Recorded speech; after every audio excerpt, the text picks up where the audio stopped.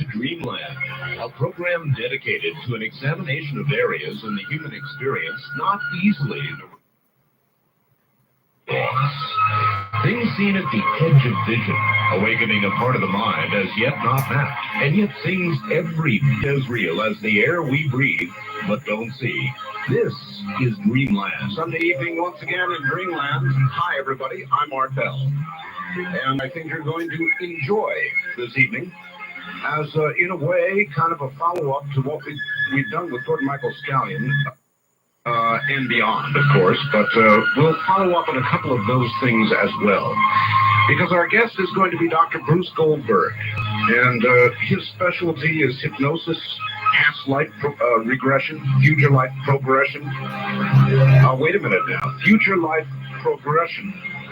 Seems to me if we can look into the future, we can look into the future. So we'll ask him about some of what Gordon Michael Scallion predicted. By the way, on that subject, our lines are just jammed with people trying to order that tape. And my recommendation to you is continue to try, if you're trying to get a tape of Gordon Michael Scallion, begin tomorrow also during regular business hours. Repeat during regular business hours. You can continue to try tonight or try tomorrow, and the number to call to get copies of Dreamland programs, to subscribe to our newsletter, or to order the tape of Mr. Scallion that so many are trying to get, is 1-800-917-4278. 1-800-917-4278. In just one moment, Linda Howe will do an opening report for us, and I understand she's got a very interesting one. Many of you health-conscious people know about anti-oxidant in the Dolphin Island Parkway cattle farm area of Mobile. The only tissue removed from the large 1,800-pound bull was the tongue, cut from deep within the throat near the larynx. Mr. Fraser said that his two cows, found 25 feet apart from each other, both lying on the same side with the same excisions, had 4 of their 6 teeth removed in neat circles. But, as usual, the local livestock investigator told the sheriff's office that it was predator, and that has been the version. Since the newspaper did an interview with me and some others, I've received phone reports from local residents who say that they have seen odd lights in the woods back of their homes not far from the pastures where the mutilated animals were found. Linda, as a matter of interest, which predator is it that removes tongue and teeth? As far as I know, Art, none of them are capable of doing the kind of surgery I've seen with my own eyes. And when I was in Colorado in January and presented the update on our research about animal mutilations the last 12 months, I showed the sheriff a whole series of photographs done by Texas A&M and University of Utah wildlife specialists on what predators do to cattle, to sheep, to goats. None of the photographs resemble any of the high strangeness bloodless cases, and it impressed the sheriff, as in Alabama, the rancher knows that what he's dealing with is not predator, but for some reason we are still living in a time when it is easier to deny this strange phenomena than it is to just simply face it, deal with it straightforwardly, and investigate it. Of course. Now, if there are any Dreamland listeners in the Alabama area who hear about unusual animal deaths, I would greatly appreciate your calling me at 215-491-9840. There's currently an upsurge of activity in Alabama, and I would appreciate fresh first-hand reports. My address is Post Office Box 538 in Huntingdon Valley, Pennsylvania, and the zip code is 19006. Again, the phone number for unusual animal death or strange light reports is 215-491-9840. All right, we're on the air in Birmingham. Is it close to that? Birmingham and Mobile. I don't know what the mileage is, but hopefully Birmingham listeners, maybe if you hear about something in the Mobile area, you can contact me because it's one of the big challenges getting information out of even local areas, let alone the states. Right. Now, in December, I reported about a man in Atlanta, Georgia, who watched helicopters escort what looked like a darker patch of blue sky that he could see moving against the lighter blue sky. He wondered if the helicopters were escorting some kind of UFO or new aircraft. I remember. Yeah.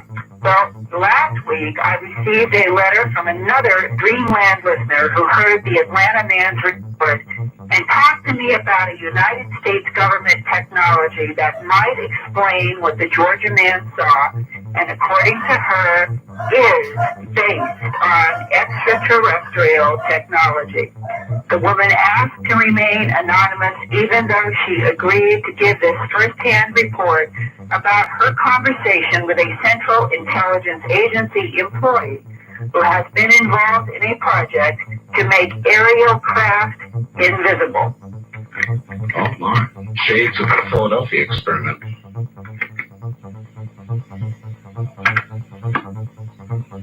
He is an engineer, had been an engineer since college, ended up in management probably by the time he was in his 40s, and somehow he got associated with the CIA.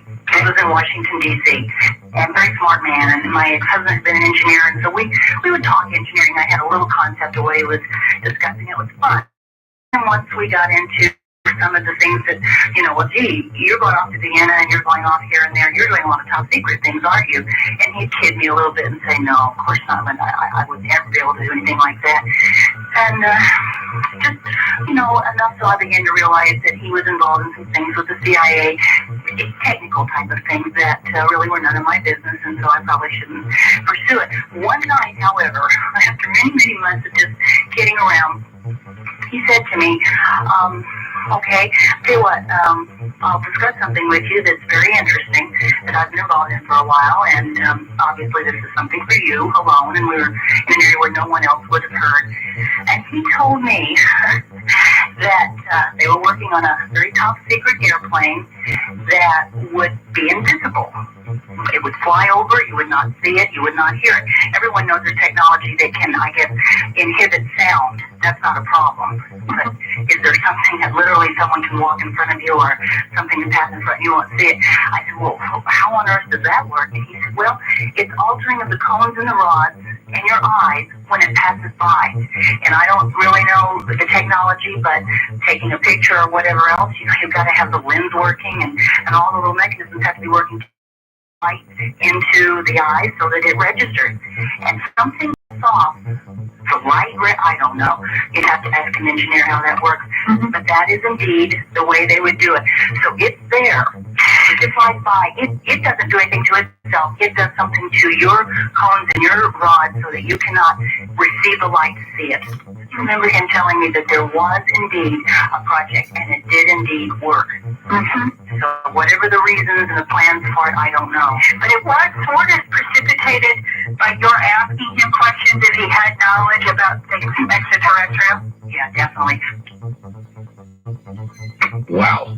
Yeah. Wow. That's an important report. And, Linda, the visual spectrum to the human being is not very much different except in frequency than the audio spectrum. And you can do that with audio. You can virtually cancel audio. In fact, one of the footnotes to this, what I consider to be a very important report, too, my own experience at Kirtland Air Force Base in Albuquerque back in April 1983, when I was talking with Air Force Office of Special Investigations Agent Richard C. Doty about extraterrestrial phenomena, and he told me then, now this is 1983, that the government knew that the non-human intelligences that are interacting with our planet could deflect photons so that light would be deflected away from the human retina, thus making the alien craft invisible when desired. And this raises the interesting question that perhaps the popping in and popping out characteristics of the UFO phenomena so often reported by eyewitnesses relates to a photon deflection technology. Yes. And perhaps this woman's report is about CIA technology development that mimics that effect. It might be more technology than what people speculate about in terms of interdimensional doorway, popping in, popping out. This may be strictly technology. And if any of our Dreamland listeners have any more information about photon deflecting technology, or technology that would affect the cones and rods of the human eye by objects flying over so they become invisible, please contact me at my post office box 538 in Huntingdon Valley, Pennsylvania, and the zip code is 19006. Well, this is not to get us in contact, all right. Either you or me or both of us by somebody we don't want to talk to. Slowly by slowly steps. I think at least Dreamland, I am becoming extremely convinced that we have a lot of listeners with a lot of solid information and that they are learning that they can communicate anonymously, and we will protect them, but still share the information which we all need to know. And just another small follow-up, you have been talking with George Michael Scallion about the future, and you will be doing more so tonight with your guests. Recently, in the last 3 or 4 weeks, I've been getting phone calls and letters from abductees that I have had files and dialogue with over the last few years. And they are reporting what they call these virtual reality dreams that seem more real than life itself. And what they claim that they are seeing in the dreams are volcanoes and earthquakes. It raises a question, which I know you're going to be discussing tonight. Is there something coming up here in the future that is going to involve more earthquakes and more volcanoes? All right. Well, you're like another source. Then you have talked to a number of people who have said this, or what? Yes, I have had at least a half a dozen phone and letter reports from abductees who don't know each other. They're in different parts of the country. And periodically, I will get phone calls and letters and what's on their mind. And right now, what is on their mind is upcoming earthquakes and volcanoes. My. All right. Very good. I appreciate that, Linda. And I assume next week, I shouldn't assume, we'll be in I will be in Philadelphia as far as I know. And I look forward to continuing correspondence from our Dreamland audience. This letter and this interview, I think, gives you an idea of how strong the content can be. Indeed. Thank you, Linda. And thank you, Art. Take care. And I'm going to repeat her phone number for those listening to WYDE in Birmingham, Alabama. Or anybody else who has information on this technology that she just talked about. That's fascinating. Modifying the light and the way it's received in the cones and rods in your eye. Linda's phone number is area code 2. Donahue, Joan Rivers, Regis and Kathy Lee, CNN and CBS News, among others. He's also served as a consultant on the film version of The Search for Grace, which was made into a movie for CBS starring Lisa Hartman and Ken Wall and aired in May of 1994.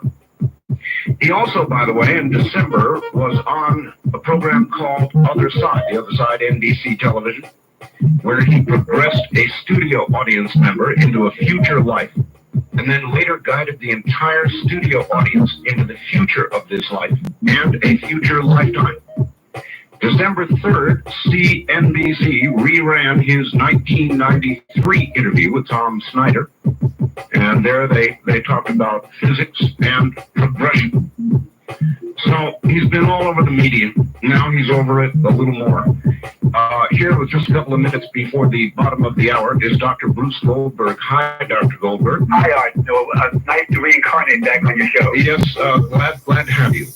I have some good news for both you and your listeners in reference to the topic that seems to be getting a lot of attention these days, and that is that we can discuss this in more detail, of course. The progressions done by my patients, and I mean thousands of them, have shown that there will be no more major earthquakes, larger than the Northridge earthquake anyway of last year, for the rest of the century. So the gloom and doomers are not going to get right this time. That's good news, and I'm glad to have something over on the other side. But I would ask you this. I can understand how one could easily document regression. You could go back and look at history and records, and you could go through careful documentation. I know you've done that, and prove that your information is accurate. With regard to the future, how do you document it? Well, you can document age progression first, and obviously this is what we did on the three patients that were kind enough to come on the other side with me last or 2 months ago for NBC here at the show, were patients who I had to work with about 5 years prior to the show. Mm-hmm. And what we did was I followed them up. I followed them through. One of them was the case of a woman who had AIDS, and she was able to perceive into the future where she was able to be taken off experimental medication that was not working, and her immune system would respond between, let's say, 4 and 5 times the quality that it would have done had the medication worked. That's exactly what happened. Her CD4 count is now 6 times what it was back about in March of last year. Wow. As a result of being taken off the medication. And she came off that medication based on the progression? Well, she came off the medication. She chose, we're going to talk about how we choose frequencies. She actually chose her ideal path in which she was told by the physician that the medication was not working and that it's her option whether she wants to get the side effects. And she said, okay, take me off. Okay, take me off. All right, doctor, hold on. We'll be right back to you. Dr. Bruce Goldberg is my guest. We'll be right back.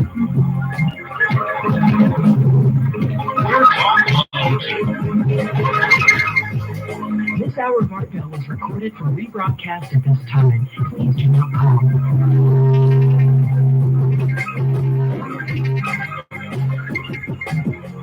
With Art Bell. First-time callers to Dreamland dial 702-727-1222. This is Dreamland on the CBC Radio Network. It is, and I've got some information just in from USGS, the Alaska Information Center.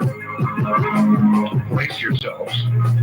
There was a 6.2 earthquake today, felt over a large area of Alaska. I've got a second fax on it as well. It was 6.2 in, let me see, well, here's some of the facts. We listened to you on KFAR Fairbanks, Alaska. There was a 6.2 earthquake in south central Alaska today. And that's from Dan and Susan, and then combined with the USGS report that I have, also calling that. And a 6.2 earthquake in New Zealand, probably an aftershock. Northern Peru today, 5.7, and the California-Nevada border, 3.7. In Las Vegas, they had a mild one, 3.3, and 2.2, make that 2 very mild ones.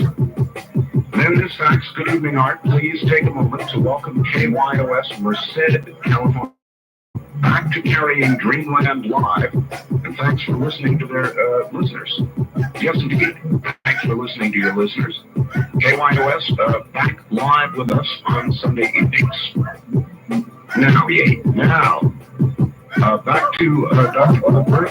Bruce, you there? I'm certainly here. Okay. So we were talking a little bit about how you can document some of these things, and again, the nice thing about when you work with this, I've been doing this for 20 years now, is that with people who I work with over the many years, who I can then follow through on those 3 patients that were kind of to go on the other side interview 2 months ago, these people had gone forward in time back in 1989 all the way till about 92 when I worked with some of these people. And this was anywhere from 2 to 5 years after the fact. The perception that they had received and the ideal frequency that we're going to talk about how people can actually control their destiny was actually able to manifest themselves. So they actually documented the progression. Now, if you could document age progressions, then using simple extrapolation principles, you can also then make that a reasonable theory, let's just say, or hypothesis as to the future lives coming true too.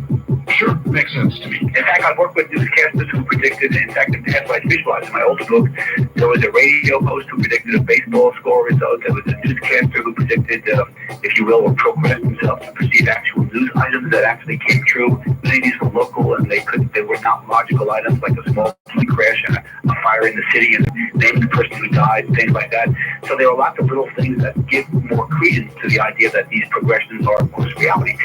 One of the first things everybody would ask about this, Dr. Goldberg, if you can really begin to predict events, then you can predict the stock market, you can predict all kinds of financial trends and events that frankly could get you rich. And the answer is you can do it. The problem here is that you have something called the laws of karma, and this is what it means. It isn't just one future. It's not like, this is what I always have a problem when people tell me about their psychic readings or some of the prognostication or even their own precognitive dreams that they have. Because you're getting a frequency or an option. If you're not on that frequency, then the lottery number you get or the stock market reading you get is not going to be relevant to you. You have to be on the same frequency where that perception or progression is attained. All right, well, let me tell you just one little bit about Lord Michael Scallion and what he said about how his visions come. He said, almost like a television screen that plays in front of you, but not just one, three. He said 2 of them will be fainter. One of them will be brighter in contrast and is the most probable future, but he agrees it could change, it could go another direction. He says he's learned to pick this brighter, more probable future. Okay? Does that make any sense? That coincides. Actually, it does. What he's saying basically is that in Past Life Visualized and also in the Search of Grace and Back, I give a complete explanation of how the quantum physics space-time continuum works. What I break it down to very simply are 5 basic options people have. And the one that's ideal, if you will, that the one they can choose and be programmed to, is going to be the one that's going to be pretty much their framework of their reality. Now, what that means, for example, let's say that Mr. Scallion and others, and let's talk about people like Casey and Nostradamus, the biblical predictions, and all the ones that are unfortunately show gloom and doom. I'm not saying those aren't going to occur. What I'm saying, so I'm not going to be on that frequency, and anybody else who uses very simple techniques of switching tracks can actually be switched away from that track where that negative frequency is a reality to a more positive one. I'll give you a good example. The best thing I can relate to is that in 1977, when I developed the field of progression hypnotherapy, I decided to do a little research, an unpublished research experiment. I wanted to take about 500 people into the future, specifically going to the end of the century because of the various things I've mentioned, the Casey and the Nostradamus and the Bible and things like that. Sure. So what I did was I found out that about 80% of these people showed that on the frequency they were on, that in May of 1988, they all came up with the same figure. May of 1988, a nuclear war began. Now, I read the papers every day, but, I don't remember one. In fact, the nuclear war is going on right now on a certain frequency. We're not on that frequency. That's how similar and how different they are. It's on the same longitude, latitude. It's on the same, shall we say, dimension, if you will, out there. Except it's the parallel universe that it represents, which is proven by the way, by quantum physics since 1957. We know parallel universes that has been documented at Princeton University of all places. That they are that off, just like a radio frequency is. Like you change your dial, you're a hair off, you get a different frequency, you get a different show coming in. All right. Well, you're in California, right? I'm in Los Angeles, right? Los Angeles. My advice would be stay on a different frequency. Well, of course, but my point is that it's not. My point is to choose the ideal frequency and stay on that one rather than just staying off all the others. You have to know where you're coming from. You have to have a scorecard with the players up there. Sure. And most people, they don't have that. What they do is they just unfortunately get hit by this gloom and doom. We were talking a little bit before the show about how back. I remember I was doing a radio interview here in Los Angeles on KFI radio station out here. And I was progressing the host of the show to the future. She went to the 23rd century. That was a great show. What happened was that she was very nervous during that show because that was November of 1991. And the following month, the seismologist at Caltech predicted a major earthquake in the Midwest and Mississippi River Valley covering like about 10 or 12 states. It was supposed to be the worst earthquake in the world history. I remember it, yeah. And And guess what? And the news cameras were there, and CNN was there, and everybody was there. And December 7th, Pearl Harbor Day, 1991 occurred exactly 50 years, by the way. And guess what? Nothing happened. And this was one of the most prominent men in this field who is not on the news very much these days, unfortunately. But my point here is that you can't predict earthquakes scientifically. Now, psychically, of course, you can get vibrations, and the patients in mind can get progressions showing that. But if you look around and perceive the other four major options, you'll find that there are no major earthquakes on at least one, if not two, of the major frequencies. And if you're on that frequency, the Nose Twitch earthquake of last year here, or some of these others you mentioned, 6.2, I don't like to see earthquakes at all, but just something 6.2 is not going to put California into the ocean. No, it certainly is not. There's no question about it. Those are just quakes that occurred today. Right, but what I'm saying is that people feel that the so-called big one, they had, I remember on the local news here just in Los Angeles a week or so, 10 days ago, they interviewed a calisthenics scientist, seismologist, and he said, well, there's so much pressure built up, we haven't really had a big earthquake, a big one, since 1810 or something crazy bigger. So he said, we're really due for one. He says, well, when's it going to be? He says, well, it could be tomorrow or in 75 years. That's right. Well, actually, I think they narrowed down to the next 30 years. It could be tomorrow or within the next 30 years. But science is out there also warning right now the big earthquakes. You're right. We're running against the trend, but that's fine. I'm like, the point is that it's not to be scared, but this is when you play defense. And the point here as therapist is empowerment. Number one, I'm not saying I'm the last person in the world to think of complete folly. I didn't move from the East Coast to the West Coast because I wanted to be in the middle of the Pacific Ocean. I'm thinking, Well, maybe this is what somebody calls the damn rather than to know the frequency. I don't know. But what I'm saying is that, look, if you send the energy out that you're worried about the possibility, what if, then you actually create an energy level that can make that a reality. If you take an empowered point of view, and if you take the point of view that, something, I don't really worry about earthquakes, there's not a darn thing I can do about them anyway, I'm going to think positively and program myself and my parallel universe on a positive level, guess what? You now have decreased significantly the likelihood of that disaster occurring. Well, that's interesting. If that's a universal truth, then those who predict doom and gloom are bringing it on. Well, they're only bringing it on to themselves. You have to have millions and millions of people actually send that negative energy out to do that. That's why, for example, those of your listeners out there who may have, not that this is a scientific treatise, but if they ever read, for example, the Seth material, Jim Robbins' book in the early 70s, they would talk about Seth, the discarnate entity, would talk about how, well, these earthquakes and these typhoons and all these little things are brought about by the global magnified negative energy. Quantum physicists have actually documented the fact that energy does have a certain effect. In fact, there was a scientist, a neurologist up at Stanford by the name of Carl Priggham, who's now retired in North Carolina now, but when he was there for 30 years, he came up with the whole noun of memory theory, or brain theory, which states and combines neurology with quantum mechanics, which says that not only does a create a hologram, but the hologram creates parallel universes marrying into quantum physics, and you literally have a three-dimensional representation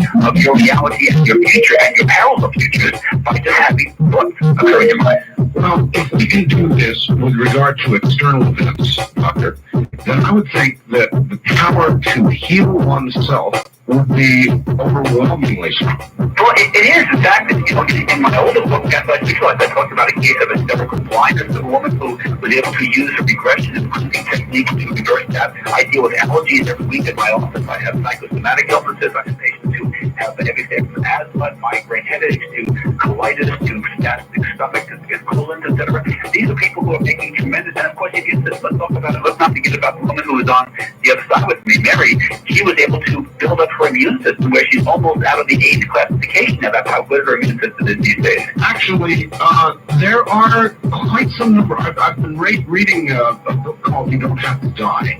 I can't remember the name of the author, but there were a lot of similar cases documented in there of people who have literally actually brought themselves out of the AIDS classification by raising their T4 count. And also people who have missed cancer too, because see, the research today, I had a call from an old friend from NIH, and she wants me to work on a research project with her, one of the grants in the future in reference to my techniques, just as more more of a theoretical backup. And I said, fine, but what they're doing is now they're finding that the classic AIDS research isn't working. As if as in Mary's case, she had to be pulled off the drug because it wasn't working. What they're doing now is they're using the cancer research, because the cancer, the problem with cancer is that the T lymphocytes, which fight cancer for the most part, they won't attack their own cells. That's why cancer, which is nothing but a normal cell that has become abnormal, the immune system doesn't attack its own. So that's why these tumors grow and grow and grow. And it's trying to use some of the ways to stimulate the cancer of the immune system to deal with AIDS. Now, what's also interesting is this.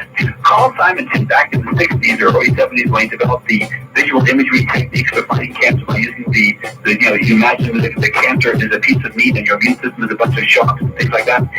What he did was, he did that on a more psychological, hypnotic viewpoint, because his wife, Stephanie, was a psychologist.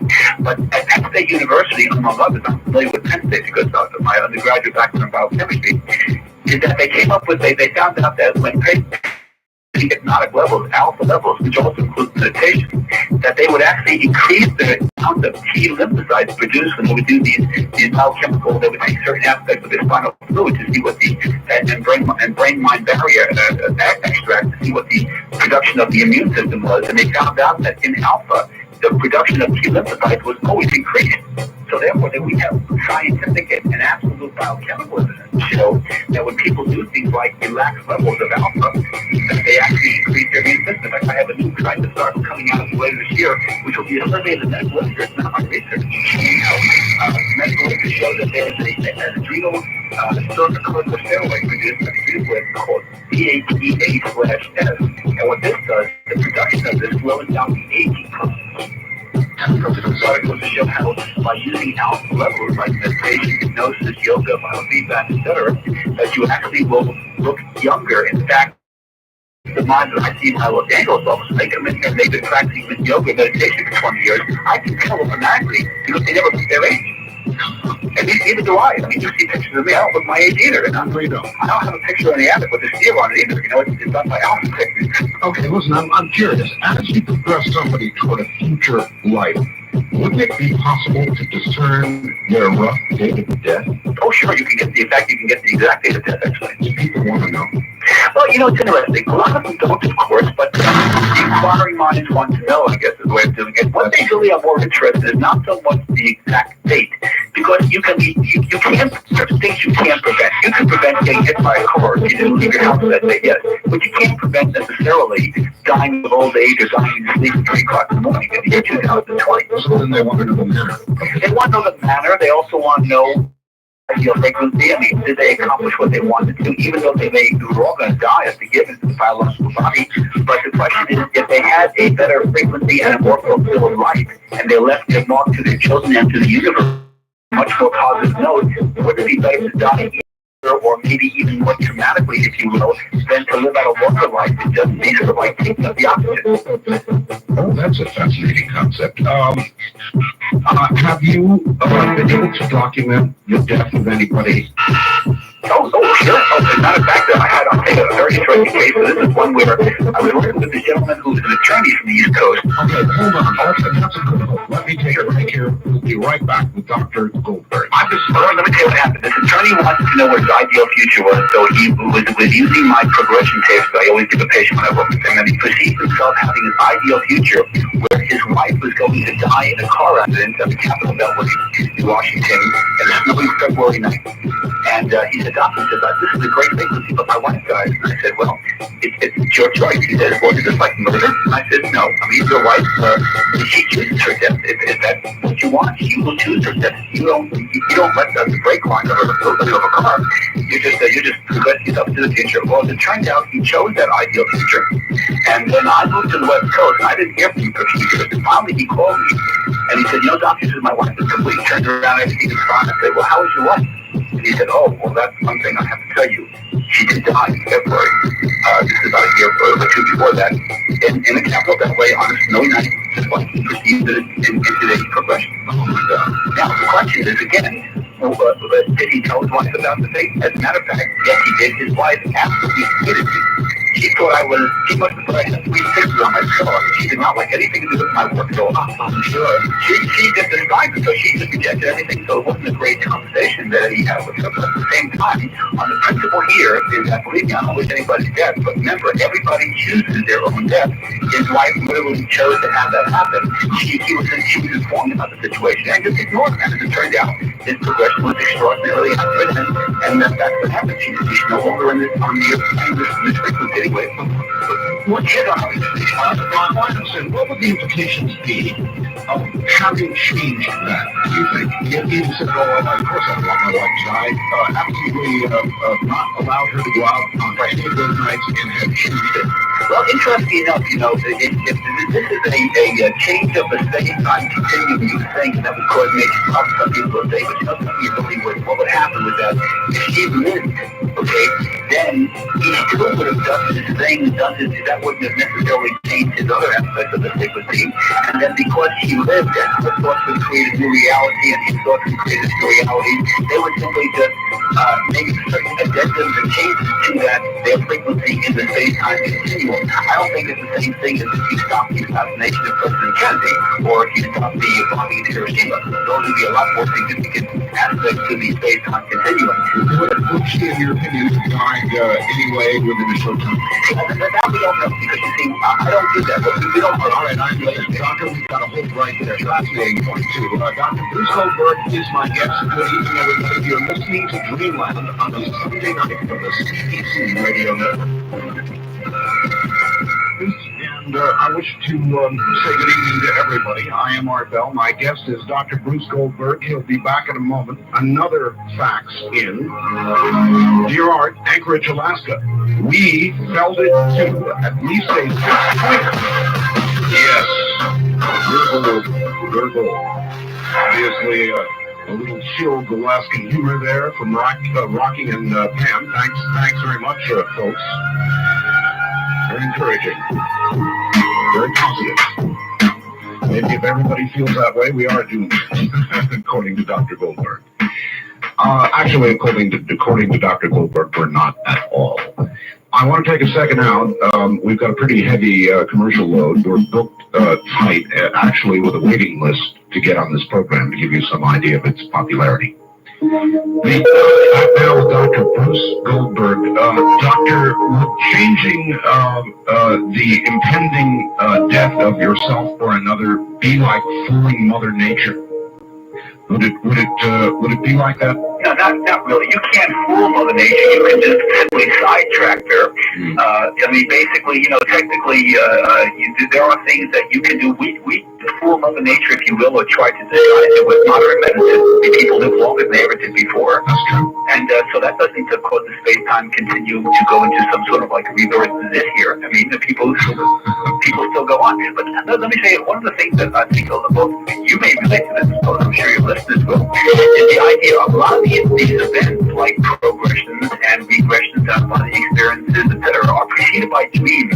In the case of this is a woman who was murdered by the same man 20 times in 46 lives. When she came to see me, she was getting these nightmares, these literally post-traumatic stress disorder type of nightmares of being murdered by a man looking differently, but she was with the same person. When she went through all these exotic experiences and was able to remove this karmic bond, if you will, this negative karmic trait, this karmic debt, if you will, and she was able to break off this relationship. Just before doing that, she had dreams of herself being murdered by him in her current life, had she not have ended that relationship. And literally, had she not have done that, and I don't take credit for this case, it's very highly trained to do their thing, but she had not have done that, she probably would have been murdered. He tried to murder her on 3 different occasions. It was a very, very exotic case. But the idea was that she was able to change her future by having substantive treatment by dreams, but also by being able to literally raise the quality of her own soul's energy by using the very simple techniques that we use. That's right. That's right. I didn't even bring this up, but I'm going to do it in the OJ trial. As you know, they talked about dreams in the OJ trial. He reportedly had one. I think it may be like prosecutor said, a dream is your heart's wish. or references are. I can't remember. She's quoting Disney. It's not what a dream is. What is a dream? Actually, I tell you, Marcia Clark does not have a degree in psychology. Well, she thinks she does. Although she should be her topless, they'll pick up the inquirer. But anyway. Are you serious with that topless picture of Marcia? Oh, sure, yes. It's a big picture. She got the dreams, but the point is about dreams. What dreams are physiologically? I deal with like real hard science. What dreams are? When you have these dreams, it doesn't matter what the theme is. The dream that you're having is actually horrendous. Anywhere between 30 and 50 fragments of dreams. They really do mean nothing. Now, what they do actually come true like a precognitive dream, or when you dream about a past experience, it actually consequently plays out as a past life regression. That's how you're getting a nice scenario coming in. But most dreams are just absolutely nothing but, you might say, the mind loosely at night. They really don't get it. And that's really the hard one. I mean, that's random firing of synapses. Well, I mean, you need people who want to take a swan dive into the field, and nothing without body experiences. All the people floating in the air, and they feel like they're around. They never quite flat, but they're going to roll, and they keep on going. And these beautiful dreams, and the sexual dreams that all these people have, they've joined in the county. I mean, it's not quite the bit of the wishful thinking, sure. Some of them are actual reviews of real past future with a big, you might say, occupado of the things that are going on in the farm based on dreams. I talked to somebody the other day about this. They're talking about falling dreams. He said, I actually have come to a point where I'll have a falling dream and I'll wake up, or no, wrong. I'll realize midway down, actually realize that I'm dreaming. And in order to have the experience, I willed myself to go ahead and fall the rest of the way. Yeah. And he said, I landed, or crashed, more like it, and laughed and got up and shook myself off and woke up. Well, he had now that you now change the terminology. Now he had a lucid dream, which means that you now know that you're dreaming, which really changes the rules now. The lucid dream is actually almost a somnambulistic, a very deep level hypnotic trance is really what you're doing when you're doing that. But now he's changing the rules. See, most people, if you talk about their dreams of falling, they never splat. They wake up beforehand. Either they wake up yelling and screaming, or they just wake up and they say, that was kind of pleasant, but I really wish I wasn't falling. With a start. I usually wake up with kind of a start. Right. What that is basically, it's a constant remnant of an out-of-body experience. All dreams are out-of-body experiences. This has been documented for nearly 40 years now. So basically, he is now changing the terms by being a lucid dreamer, which is very hard to do. It takes a lot of training, actually, to do. Oh, wait a minute. You're changing the story on me midway here. You're saying now, first you said all dreams are basically random synapses firing. Now you're saying all dreams are out-of-body experiences. Oh, yeah. Well, they both. One is not necessarily a problem with the other. I mean, out-of-body experiences simply means that when you're dreaming, the soul, the subconscious mind, the spirit is leaving the physical body, and when it enters into it, the synapses that you're referring to, the firing of synapses at the hypothalamus and all the storage of memories, etc., are simply just retrieving what you did when you took your little trip out of the body. That's part of the system. But see, the point here is that most people don't dream of splatting or landing. What they do is they simply wake up beforehand. He changed the rules by being a lucid dreamer. Now you're in a different ballgame. Now you're in you add another gear into the car here, you see. So now he can control that dream any way he wants to. There was a great movie called Dreamscape. I don't remember, it came out about 5 or 6 years ago, where people would dream about actually the dreams were reality, and they were dreaming about this plot to kill the president or whatever they were doing. Right. It was a great movie where the dreams were actually real. They were implanting real dreams into people to do their thing. Of course, it was science fiction, but again, it's based upon science. But no, dreams are actually, most people, when they die at night, those people that are old, elderly, or dying of natural causes, if you will, they will die in the middle of the night in the dream levels, because the dream levels represent a very uptight and very tense area as compared to the unconscious mind. Whereas during the waking day, the dream levels or the daydream levels of alpha or hypnosis, or simple daydreams that you would call it, is really the more relaxing part of the day. When you take somebody through regression or progression, how much of what you learn do you tell, and how much on a regular would you hold back? Well, actually, I hold back almost nothing because I don't have to hold back anything. They're telling me, I don't tell them. I'm not a psychic. I ask the question. It's almost like an O.J. Simpson interrogation here. I ask the questions, and they say, I see, where are you? I'm on a carriage driving in London in 1921 with rhinestones on the boots, whatever. They tell me everything. Now, the patients who will not be able to recall, where, of course, I will tape those sessions when they have what we call hypnoamnesia, those are people who are in a fairly deep level of trance, and that's only going to be about maybe 20% of the population that will do that. 80% minimum will have complete, absolute memories of everything that they do. So I don't have to withhold. I don't have to have past life regression interrupt this over anything here. What is the process that will prevent recall, do you suppose? Well, of course, there are a couple of things. Number one, if a person is receiving anything that's traumatic and they don't want to recall it, just like a person will not remember, if you ask most people to describe what they were like in junior high school and high school, they will probably tell you they were the captain of the football team and had 17 cheerleaders, when in fact they probably had, pen holders in their pockets and very thick glasses, I mean, people have a tendency to exaggerate their background to avoid the negativity. Well, then what that they would not exaggerate the existence of a past life or a future life? In other words, to fantasize. Well, of course, in the search for grace, this was a case where I'm not a real big person on documentation. I do have cases that are fairly documented over the years, but this was a case where I turned over to CBS, who then had an independent researcher look at the material.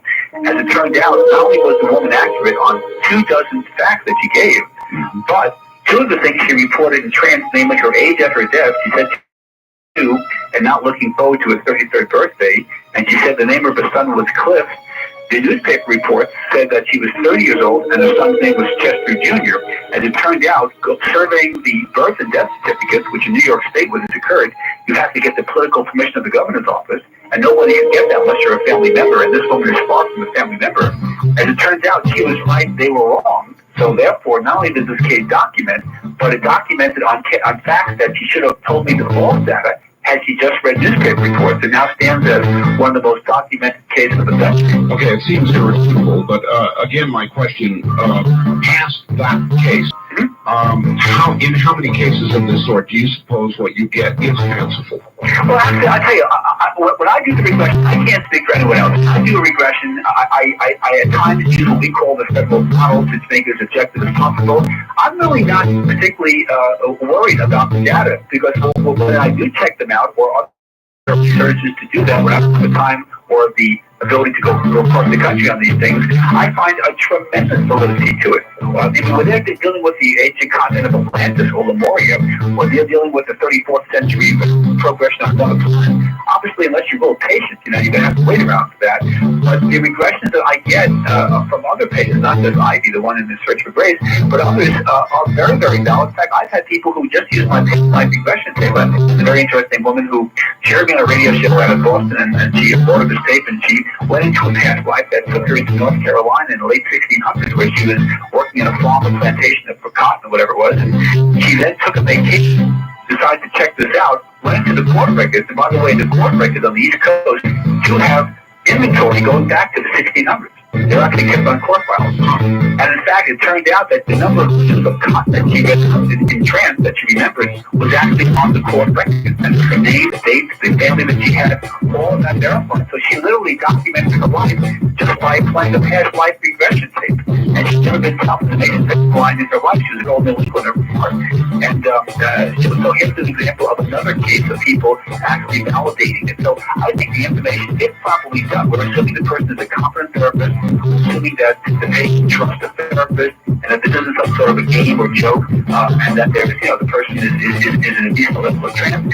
That really isn't difficult at all, and I think the information properly done is extremely valid. So valid that not only am I, but my colleagues are, as a forensic consultant, hypnosis, age regression, not past life, is used in all major police departments in this country. Every LAPD, NYPD, they all have people like me, outside consultants, or captains or sergeants or lieutenants, or etc. People who are trained to use investigative hypnosis to go back to get data that can be corroborated independently in their investigation, and it's done all the time. It's remarkable. One of the things, again, just for a second, I can't resist on the OJ trial. One of the things you recall with respect to this dream, the introduction of this testimony was made possible because OJ had said to somebody, I had a dream of this And so I think it would affect my lie detector test results. Would you take that to be a valid comment? Actually, I think that, first of all, the dream should never be, if you talk to any interest, the dream should never be admitted. I mean, this is going to be automatically a case for appeal. I agree. I do agree. Secondly, the polygraph is inadmissible either, so it's not an inadmissible thing. It should be inadmissible. Having said that, All right, having said that, the dream itself, if the dream convinced him one way or another, that's one thing. If the dream upset him, the lie detector or polygraph, which is not admissible, only detects emotional spikes in your system. When you lie, you're supposed to worry about it, stress and the BMR, the basic medical rate, and the heart rate, the pulse rate supposed to go up, and the lie detector is measuring, that's all it measures. John Jones was infamous for being able to take lie detector tests when it wasn't admissible, pass him. And that's true, it's not true. And he asked an FBI agent, I'll say that. I have former agents who work for me who told me that. I also read reports of that. He had no super ego, no soul, literally. He could just simply lie like a trooper, didn't think it was lying, or he could just simply get away with it. So, if he dreamt about his old TV series being canceled, anything that would upset him, then that would make the lie detector, of course, the spike and jump make it sound like he was lying. he was really right. Well, he was right. He didn't have to keep the dream. He could have just gone over, one of the games where he only gained 20 yards against the Dolphins in 1972. They could have done it could have been anything. So I also take it, by the way, somebody who could consistently pass a lie detector test and lie successfully could have a session with Dr. Goldberg and come away having fooled you. Well, something, I thought of that myself, and a pathological liar, or maybe a paranoid schizophrenic is very good at that. Yes. It hasn't happened yet, but it did happen to a colleague of mine. Yes. The man, the book Assumptions by John Mack? I talked to Dr. Mack not long ago here on the air, so yes, I know all about it. Yes. Well, there was a case that apparently got by him.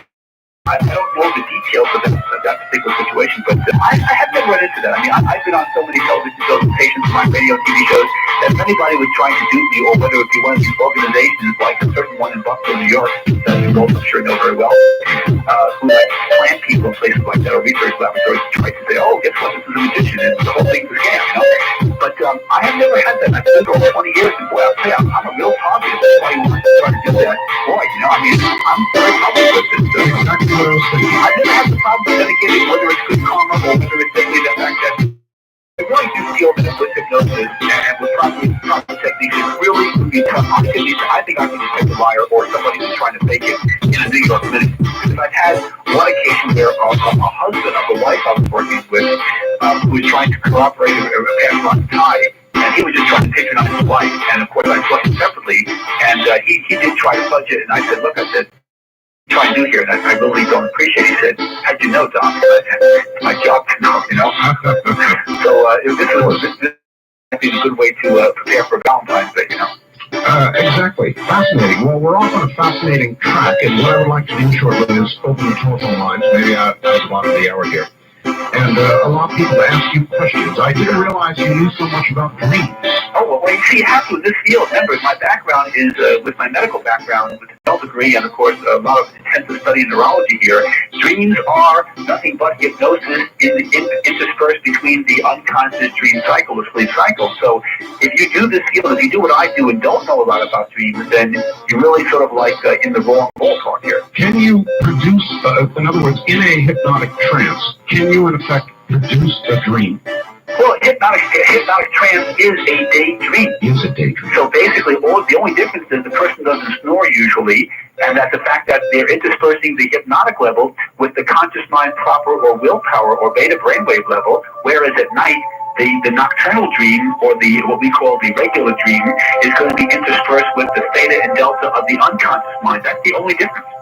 One last OJ question, then I'm done. Right. I know you deal with obsessive, compulsive people. Right. And my take on the OJ thing has been that he was obsessive and compulsive about her, and that she may have broken the straw of the camel by a little bit of taunting. I mean, you taunt an obsessive-compulsive person, and you may well push them over the edge. Is that a reasonable take? It's a reasonable take, but see, what you're doing here, you're making the same assumption that a lot of people, both in and out of the media, do. They assume that he's guilty. That still isn't something that has been demonstrated yet. But yet, well, with the amount of evidence, I calculate he is either A, guilty, or B, was framed. No other answer seems very likely. I agree with that too. But my point here is that he was definitely obsessed. He was obsessed with his football career. If you talk to any of his fellow athletes. All right, we're going to have to hold it there. We're at the bottom of the hour. But basically, you gave me the answer I wanted. Thank you very much. Dr. Goldberg, back in a flash. You're listening to Dreamland.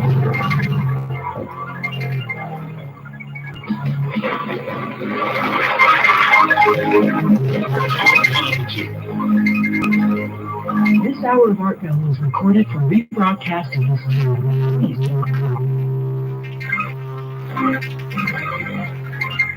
All right, we're about to open the phone line, so listen carefully. From the Kingdom of Nine, we continue with your calls on Dreamland with Art Bell. Call Art now, toll free at 1-800-618-8255. 1-800-618-TALK. First time callers, area code 702-727-1. 702-727-1222, or the wildcard line at area code 702-727-1295, 727-1295, in 702 area code. Now again, here's Art Bell. Now again, here I am. The number given, the 800 number, was for west of the Rockies. That's 1-800. 1-800, let's see, 618-8255. I confuse myself. 1-800. 618-8255. East of the Rockies, it's 1-800-825-5033. East of the Rockies, 1-800-825-5033. And in just a moment, back to Dr. Goldberg and your calls coming up. Fascinating. We're going to try to go through several questions quickly. I've got and they're relevant. Okay. Art, one question posed on other programs, my programs, is when you die, should you go to the light or the dark? You always go to the light. Always go to the light. Mm-hmm. We had somebody who came on the air and troubled me greatly and said, the light is a trick, go to the darkness. And then, let's see, when your guest talked about parallel dimensions, are we each on a different dimension as individuals, or are we all in the same dimension? Well, there's an infinite number of universes, as we call it out there, but you and your family and the people that that we're talking to right now are on a certain parallel universe. So we are on the same one. However, there are plenty of others out there too, and if you're able to see those, which you can do with progression techniques, then you can be programmed to twist your ideal path. Mm-hmm. The soul only leaves the body at what is called death. When we project out of body, we are extending our consciousness to a point or place, and the soul stays in the body. Well, that's really not true. Your soul leaves the body a lot, actually. It leaves it during the dream levels. That's 3 hours a night. It leaves it through the 4 hours that you spend in daydreams or hypnotic levels during the waking days. So the soul is out of the body for 7 hours at a very 24-hour cycle. All right, let's go to the phones. I promised call the wild card lines. Area 702-727-1295. Okay, let's try it again, Rod. We don't allow last names on the air. Okay, so let's just say this is Rod. Where are you calling from, Rod? This is Rod calling from Round Lake Beach. From Illinois? Illinois, all right. Okay. Yeah. I had a dream. I was wondering if Dr. Gold would understand it. Now, I'm a paranoid schizophrenic, and I have these out-of-body experiences. I have them every night. I go into these deep meditations. And what I dreamt was that I had this girlfriend, and I was walking under these power lines by my home, and my pants started to glow, and they were like under a black light. I seen 3 gold statues coming out of the sky. One of them was me, one of them was my sister, one of them was my brother. I came down, and I got bigger. As they got bigger and they got closer, they got bigger. I could walk and meditate at the same time. I was dark out. The sun had been down for a couple hours, and my girlfriend wanted $1 for some smokes. I said no. I had $700. She went to the top of the hill. I was at the bottom. Everything got foggy and white. Now, as it got foggy, the only way I could tell my way home was by the trees. All right, we're almost out of time. Well, basically, Rod, the fact that you gave me a history of paranoid schizophrenia is a problem in the sense that the actual mechanisms of your brain functioning with the dream is going to be a little bit distorted than others. However, these dreams mean whatever they mean to you. Remember that these are fragments of 30 to 50 different dreams. It sounds like you're trying to make sense out of it. And what I'm saying is that enjoy the dream, or go on with your life and don't put a lot of faith in it. All it is just a dream. Fascinating. But you say paranoia, schizophrenia, would modify the way... Yeah. The fact that the way he fires his synapses and the way he interprets things and the way he even acts behaviorally will be affected because of the syndrome itself, because it is a psychotic behavior. So therefore, what that means is that the mind levels and the dream levels are also going to be off on more, shall we say, exotic levels than people who don't have that particular syndrome. Fascinating. West of the Rockies, you're on with Dr. Bruce Goldberg. Hi. Hi, this is John from San Diego. Yes, John. I had a question for Dr. Goldberg. It's Goldberg, and welcome to ODO. I apologize. Sorry. I have a question about nightmarish dreams. The question is that when someone has a nightmarish dream one night and wake up the next morning having this nightmarish dream continue on, and on and on and on until it becomes a memory at times. Wait a minute, I have a question. When you say it continues on, you have the same dream again, or the dream actually continues where it left off? What this dream I had in a nightmarish dream is that it happened in a nighttime, and it has to do with things with the Army. Okay, I'm a repeat caller. I don't need to know the content of the dream, but does it continue or does it repeat? It repeats itself over and over and over like a memory. Okay. Now, this is very important. The repetition of the dream is one of the ways your subconscious mind, or your soul as we call it, is trying to tell you that you haven't dealt with something. That's the key here. When you resolve something, for example, you're talking about something that happened in the early part of this life. You mentioned the Army. I assume you were in the Army? Yes, sir. Okay. Now, there was something about that dream that you did not deal with, or that is representing something that you didn't deal with, and that's why you're having this little sort of like alarm clock going off. Whatever that is, that needs to be dealt with. Once that is dealt with, you will no longer have those dreams. In my particular specialty, when people come to see me and have past life dreams, some of them are very violent endings. When we go through the experiences and when they learn to raise their soul's energy by what we call cleansing techniques, which are also partially trained to use via tapes, then they no longer have the dreams, just like Ivy in The Search for Grace. She no longer had the dreams of being murdered once she realized who Johnny was and once she was able to overcome that obsession and that attraction to him. So you have to deal with this, is what I'm saying. But Dr. Brooks, would this help be like in a regression sort of hypnosis to bring out what this really was? Absolutely. It would help you to find out what it is, but more importantly, interestingly enough, that isn't even that important. What's important here is that this is a little complicated, but your soul energy where you're functioning right now is compromised, which is why you're vulnerable to those dreams. Once you raise the soul's energy, you don't even have to understand the content. You'll automatically be able to rise above the issue, just like building up your immune system. However, you can make the same parallel. It's just like the immune system then. Right, it's exactly the same thing. It's the energy immune system, actually. So, but the point is that in your case, I think because you seem to be more intellectually involved with this and want to know what's going on, the laying this out in an age regression would be a way of having you lay out the complete scenario. Once that's done, All right, east of the Rockies, you're on the air with Dr. Bruce Goldberg. Who are you calling from, please? I'm calling from Kenosha, Wisconsin. My name's Lorenzo. Yes, sir. I was wondering, I have these dreams, but I wake up, I feel like I slept, I sleepwalked. That's how vivid it is. Right? Do you find yourself actually in different physical positions, like in a different room when you come out of these dreams? No.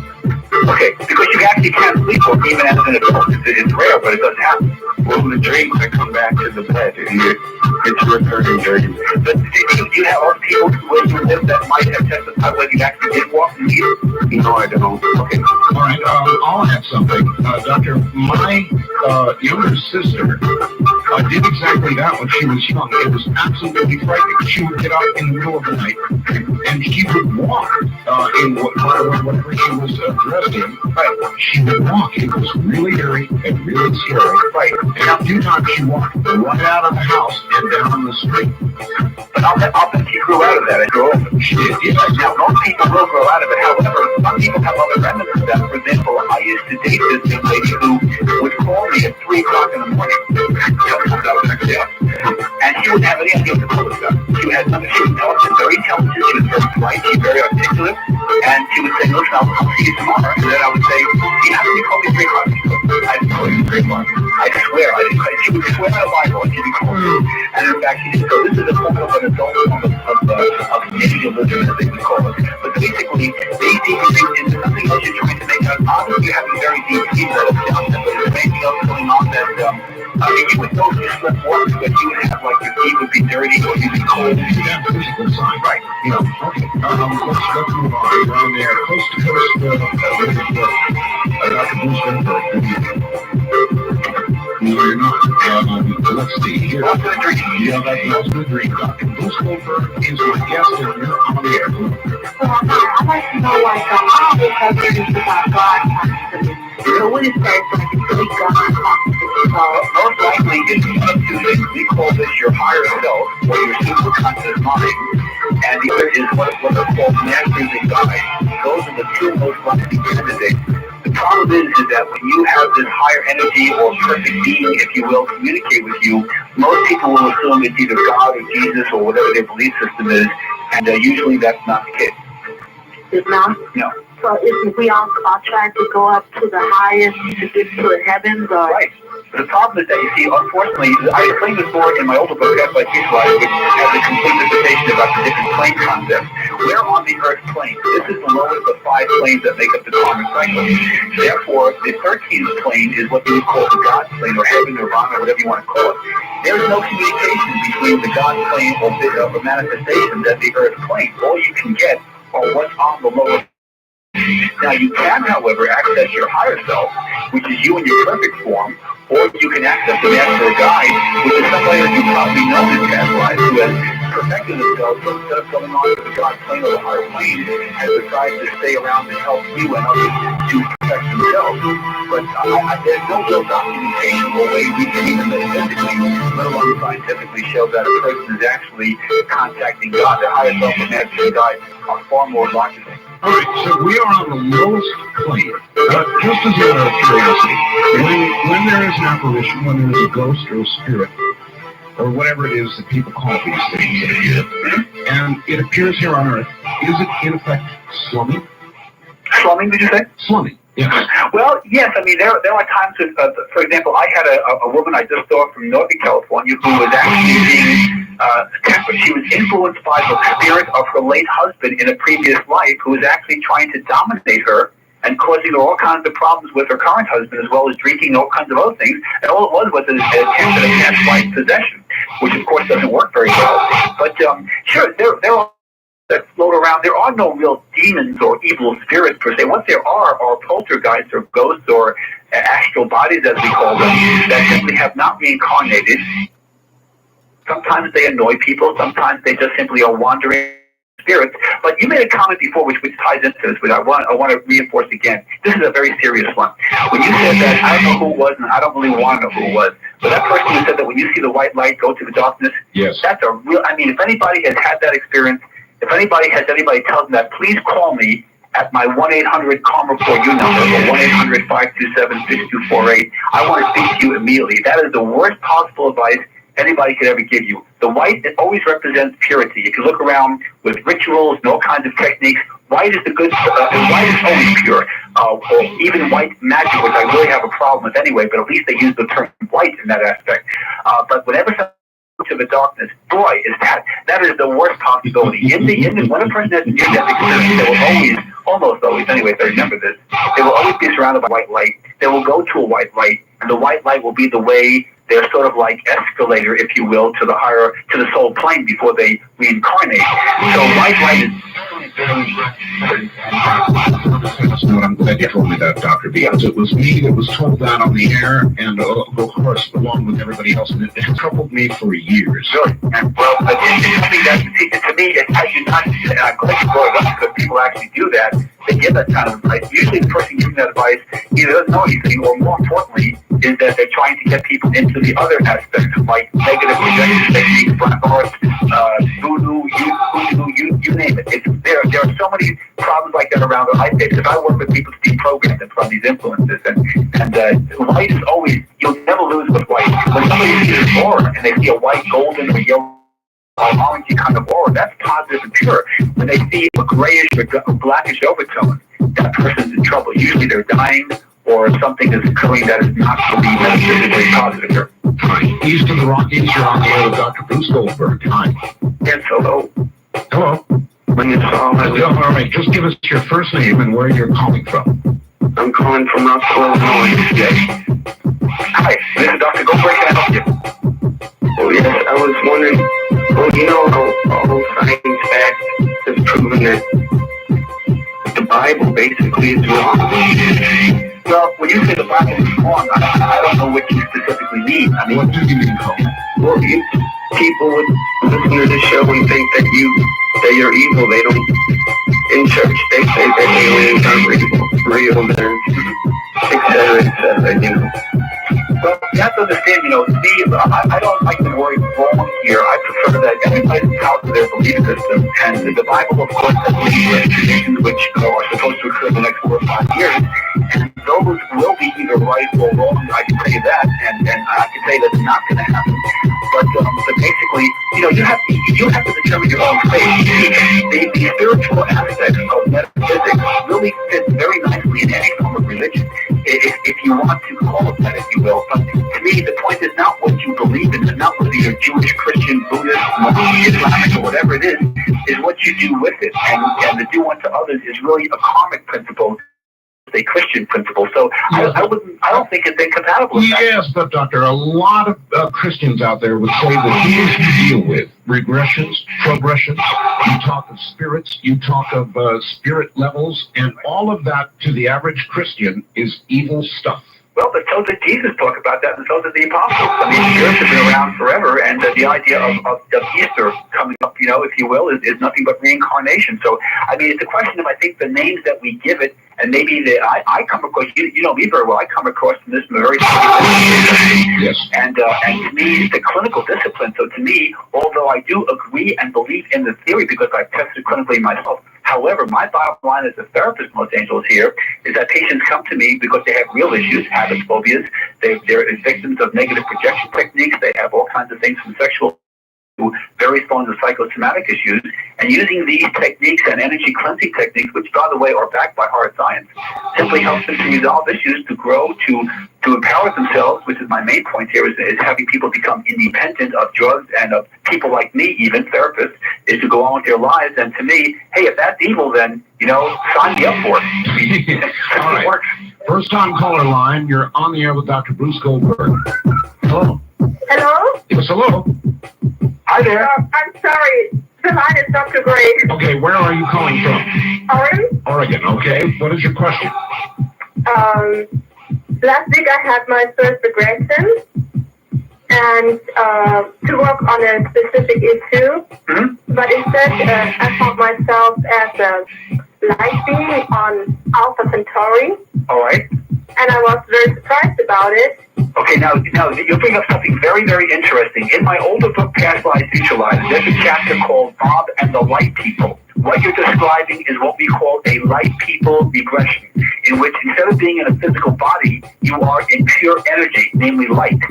This is a relatively rare occurrence. It's about maybe 3 to 5% of my regressions, and my guess is that the that you were trying to attain was probably very difficult to get, was it not? Yes. Okay, a light people. A light people regression is actually a very almost like a sensor type of regression. It's very difficult to get, but this is, you are not paranoid schizophrenic here or psychologically disturbed because of this. If anything, what you're experiencing is potentially a very therapeutic experience. I don't know how experienced the therapist that you were working with was in dealing with light people. This is not something that everybody has in their armamentarium, but it's got tremendous potential. The problem is, when I used to practice dentistry, this would be like taking out an impacted wisdom tooth. It's a very difficult situation to get data from. All right, very short on time, about 20 seconds. Who are the light people? What are you talking about? The light people basically are extraterrestrials, if you will, who actually came to the Earth and actually created the karmic cycle. What they did was they inhabited the physical body of man before there was Homo sapiens, and actually did a lot of nasty things which caused them to be trapped in the physical body, namely their energy, and that's why we have a karmic cycle. Alpha Centauri, among others, is considered to be one of the sources. All right, that's it. We're out of time for this hour. We'll be back with Dr. Bruce Goldberg. Boy, I'm glad I've asked. We'll come back and talk more about the light people in a moment. This is CBC.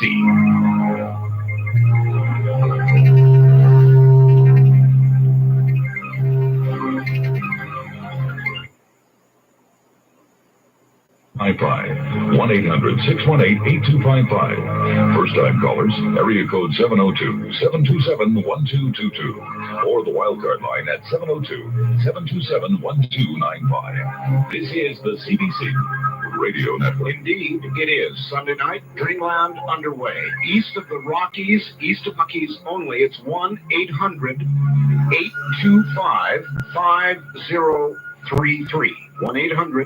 1-800-825-5033. Fax from Sam. I want to comment on this from the doctor. Hi, Art. I had an interesting dream that the doctor may be able to help explain. For many years, I've suffered from migraine headaches.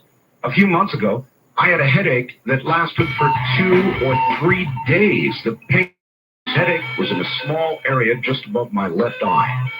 My dream was of a shaman.